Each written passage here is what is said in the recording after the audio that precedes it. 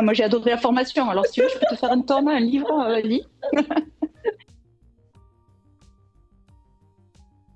Tout d'abord, la formation, ça a été à la fois révélateur sur une remise en question avec une grosse prise de hauteur.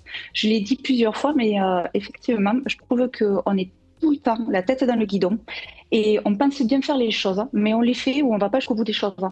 Et finalement, la formation, moi, ça m'a permis de prendre de la hauteur, de remettre à niveau des pratiques, en fait, hein, déjà, ou tout simplement de mettre en avant de nouvelles pratiques. Et en tout cas, de les tester petit à petit pas par petit pas. Et à chaque fois que j'ai pu les tester, j'avais toujours un excellent retour.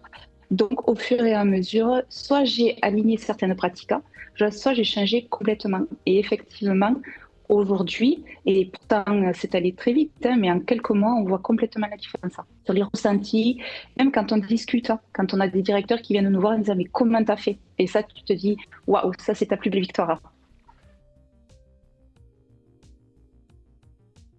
Mes pépites, j'en ai plein. J'ai beaucoup apprécié les travaux en groupe parce que ça permettait de voir finalement les difficultés des uns des autres qui sont à peu près similaires aux nôtres, mais dans des environnements professionnels complètement différents et de voir comment on pouvait les traiter finalement avec des outils ou des postures que vous nous avez enseignées, hein, qu'on a appris tout au long de la formation.